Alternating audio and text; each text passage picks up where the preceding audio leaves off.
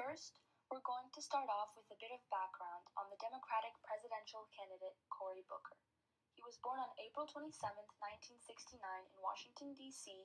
and raised in Newark, New Jersey. After high school, Cory got accepted into Stanford College on a football scholarship.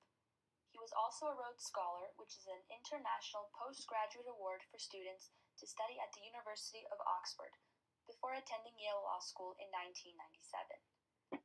Cory Booker got his start in politics by being a tenant organizer in Newark, where he grew up. After losing to Sharp James in 2002, he won the next election in 2006 against Ronald Rice. Before announcing his Democratic nomination for president back on February 1st, Cory Booker was the first African American from New Jersey to serve in the Senate. He was very involved in advocating for what he believed in. In 1998, he staged a 10-day hunger strike and temporarily lived in a tent to help draw attention to urban development issues in the city. He also advocated for women's rights, same-sex marriage, and single-player health care. In order to have the best chances of winning the election, Cory Booker tries to appeal to young voters and African Americans based on the topics he advocates for. To young voters, it is important for them to feel safe in schools and neighborhoods, so he stresses the importance of gun control. He also supports the legalization of medical marijuana. Cory also advocates for equal justice for minorities, which is something he relates to on a personal level. Cory understands what it's like for people of color to live in a racist world because his parents experienced the same thing when trying to buy a house when he was younger. The realtor refused to sell them the estate because it was located in a white neighborhood, so they had to ask a white couple to put the bid on the house for them, in order to have a chance of getting the house. Fortunately, his parents were able to buy the house and have lived there comfortably to this day.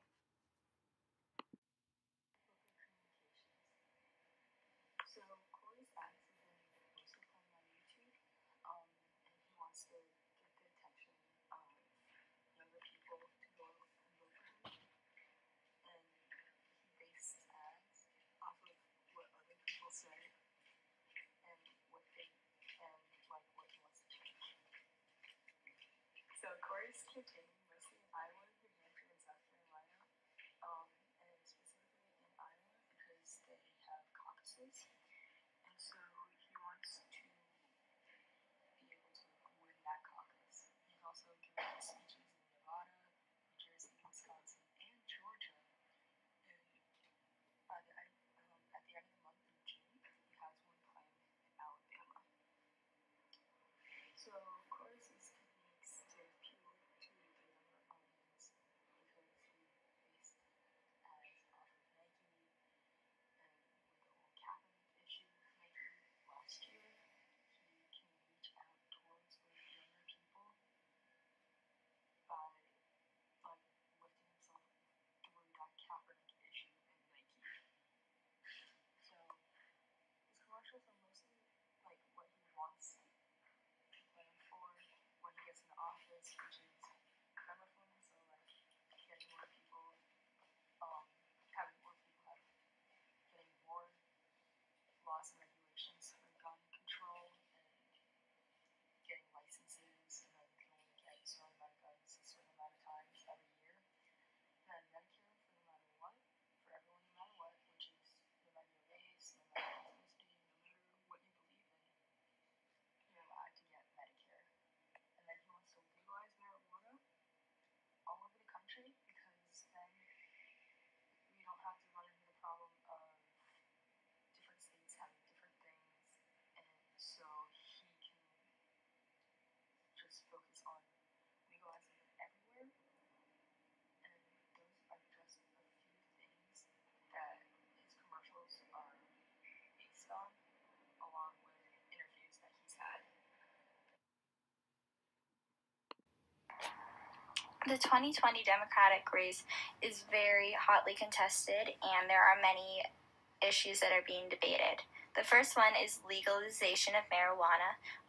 Booker is for legalizing marijuana because it will help to get people out of jail who are serving sentences for nonviolent marijuana-related crimes. This can help to reform the broken criminal justice system that Booker is focusing on in his campaign.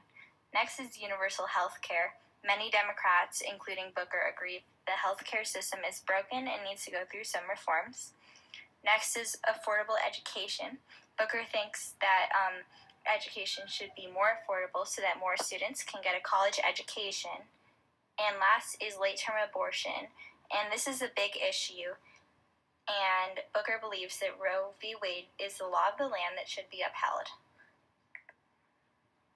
The race is very hotly contested because many Democrats are running in an attempt to take back the White House from Republican control. Many Democrats are opposed to President Donald Trump, and they want to get him out of office. Trump has implemented some policies against immigration, health care, and a transgender ban in the military. Democrats are very against these, and they are hoping to overturn these policies if elected to office. Booker stands out because he has focused a significant part of his platform on criminal justice reform and gun control, which are issues that other candidates have not emphasized, though very relevant. The hot topics in the race may be the ones that I mentioned earlier, but criminal justice reform and gun control have been popular issues with the public, including young people, in recent years.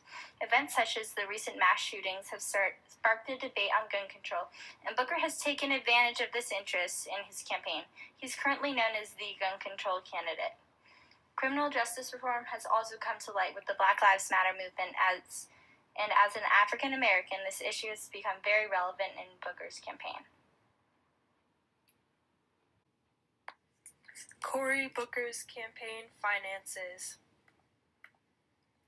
How is Cory financing the race? Well, he's using leftover money from his Senate campaign. He's receiving PAC contributions. He is also receiving a lot of individual contributions.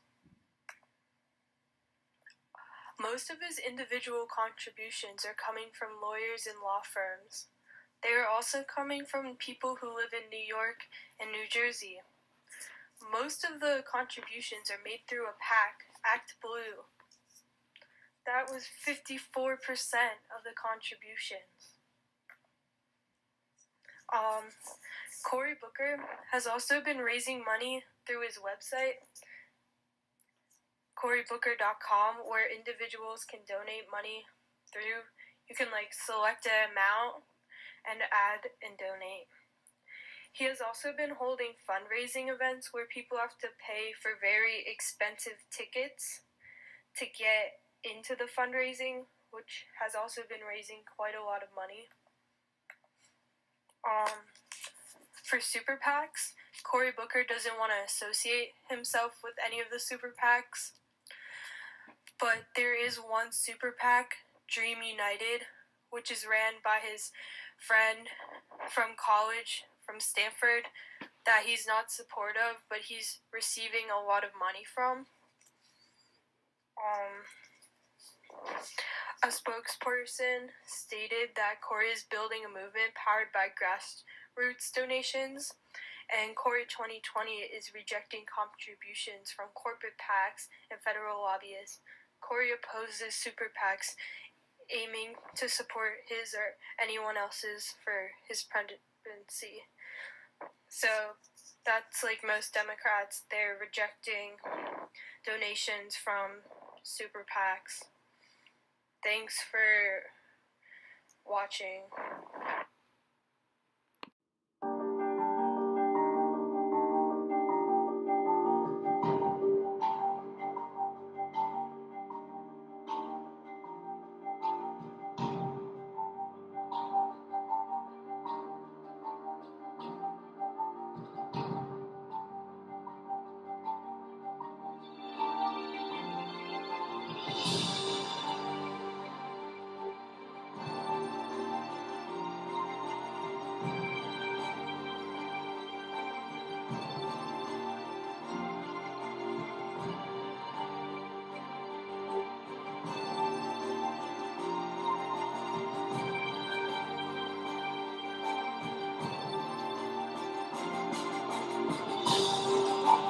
Because together, America, we will rise.